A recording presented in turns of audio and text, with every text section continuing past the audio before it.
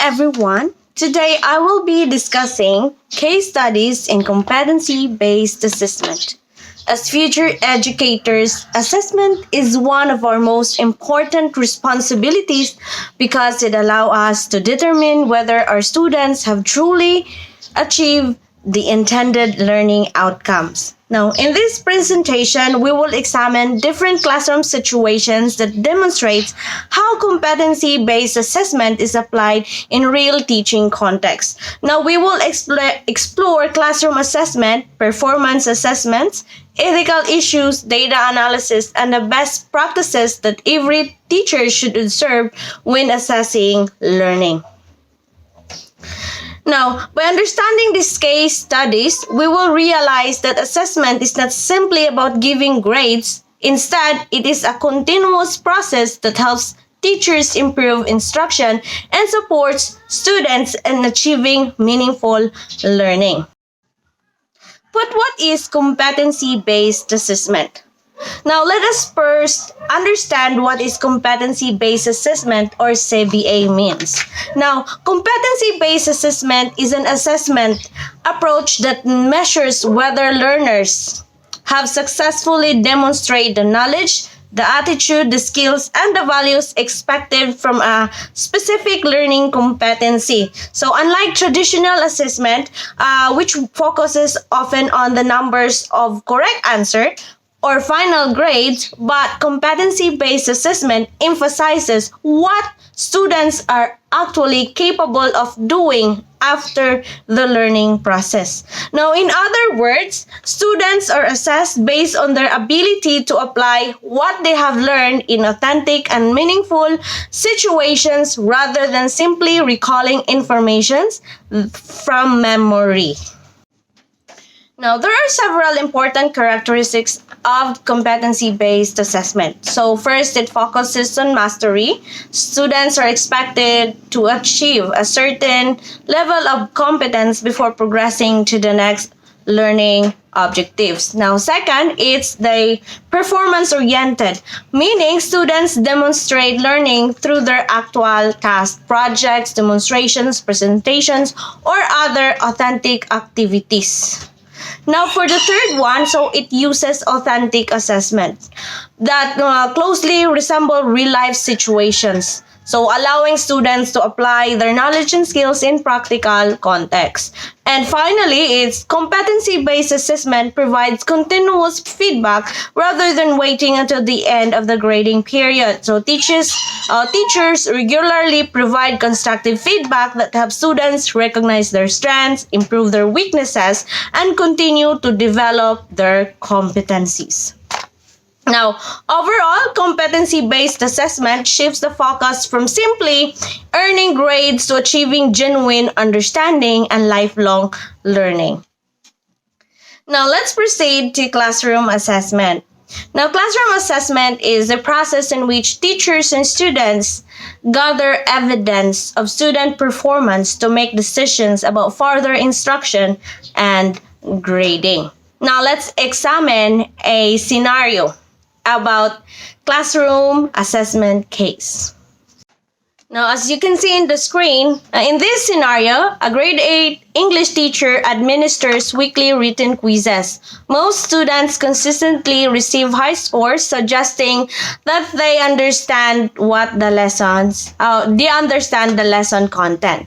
Now, however, when these same students are asked to deliver oral presentations, many struggles to communicate confidently, so organize their ideas and express themselves clearly. Now, this situation reveals an important limitation of relying solely on written assessment. So while these quizzes can effectively measure students' knowledge and comprehension, they cannot fully assess communication skills, speaking ability, and confidence, as well as the other competencies required in English learning.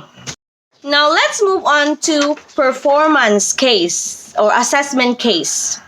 Now, a performance assessment case is an evaluation method where learners or workers apply their knowledge, execute a process, or create a product instead of answering traditional multiple choice questions.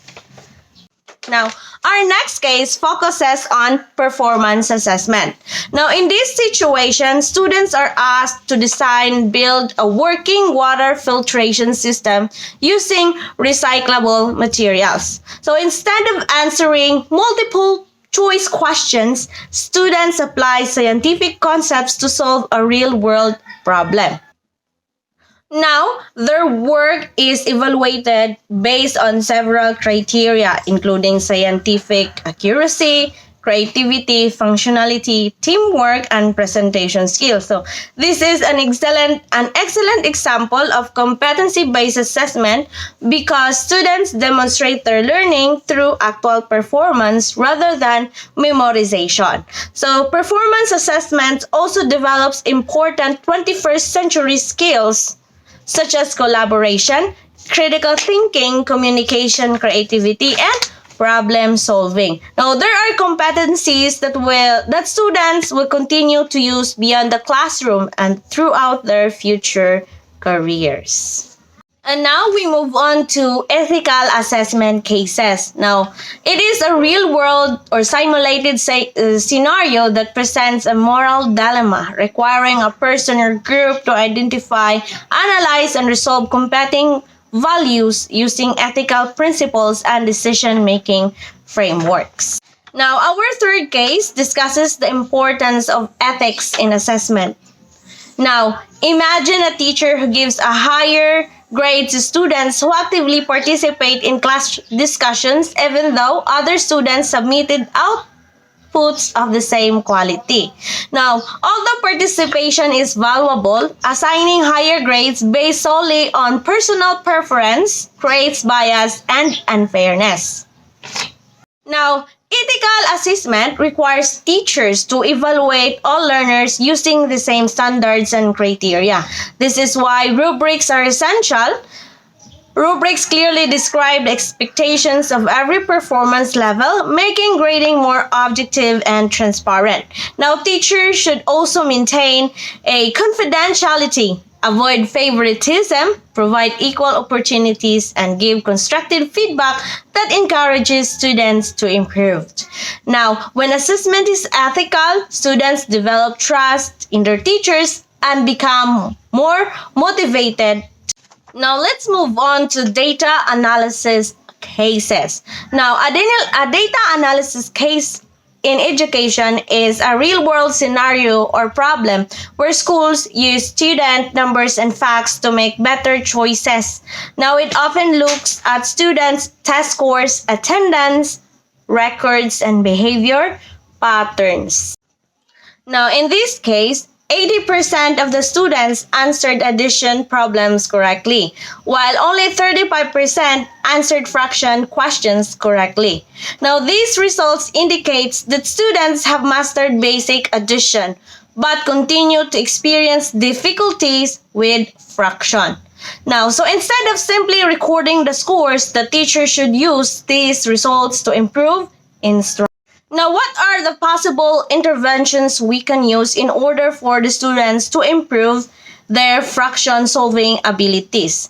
Now, we have the possible interventions include conducting remedial classes, providing differentiated learning activities, offering additional practices, exercises, and administering another assessment after instruction. Now, this example shows that assessment data serve as valuable evidence of making instructional decisions that address students' actual learning needs. Now, let's proceed to the best practices in assessment.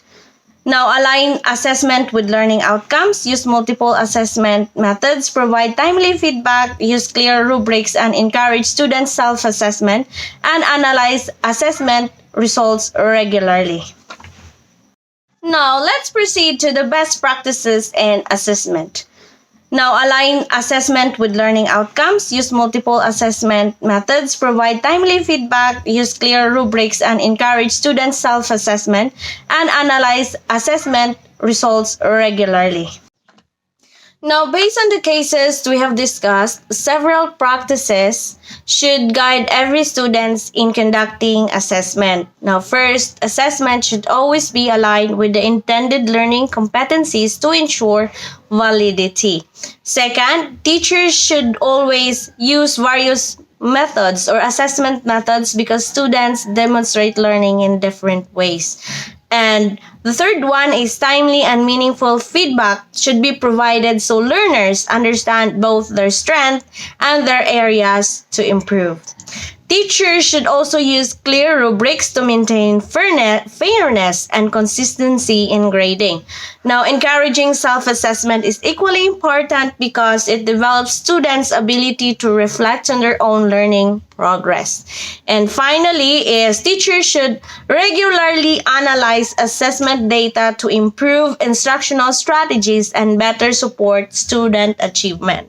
Now, by following these practices, assessment becomes a tool for learning rather than merely a way of assigning.